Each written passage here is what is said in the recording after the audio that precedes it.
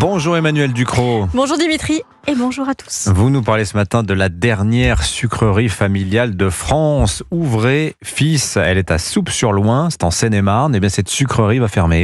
Elle avait un siècle et demi d'existence et elle était passée dans les mains de 6 générations successives. Elle a accumulé les soucis techniques et le coût pour remettre les installations à niveau est prohibitif.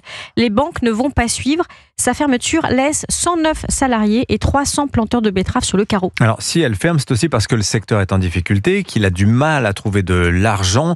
Le secteur sucrier français vient de vivre une série noire. C'est la 6e sucrerie qui ferme en France depuis 2019. Nous avons perdu en 5 ans un quart de notre capacité industrielle. Je ne sais pas si on se rend bien compte, c'est massif. Et ça alors que la France est le premier producteur de sucre européen, une place aujourd'hui menacée. Alors ce qu'il faut bien comprendre, c'est que quand une sucrerie ferme, les autres sucreries ne peuvent pas forcément prendre le relais. Les betteraves sont transformées au plus près de l'endroit où elles poussent parce que c'est cher de les transporter. Une sucrerie qui ferme, c'est tout un pan de l'économie locale en rideau, c'est des cultures qui ne se font plus et puis c'est aussi une part de notre richesse nationale qui disparaît. Et c'est une succession de crises qui laminent le secteur sucrier français. Des crises nées de décisions politiques mal gérées. Il a connu une première crise économique à la fin des quotas sucriers européens en 2017 avec un effondrement du prix du sucre. Ensuite, il y a eu la crise sanitaire de la jaunisse des betteraves en 2020. Là, c'était la faute du duo Ségolène-Royal Barbara Pompili qui avait imposé dans la loi l'interdiction franco-française d'un traitement contre les pucerons encore autorisé ailleurs en Europe. On avait perdu cette année-là 30 à 50% de la récolte des betteraves pour des choix politiques irréfléchis et 4 sucreries avaient fermé à cause de ça. Et pour ne rien arranger, il y a eu depuis un afflux massif de sucre ukrainien sur le marché européen depuis le début de la guerre.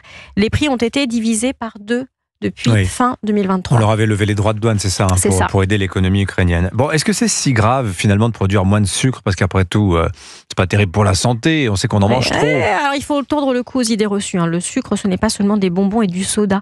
Il a aussi d'autres usages cruciaux pour la souveraineté française. En pharmacie et en chimie, par exemple, ça c'est 10% des volumes.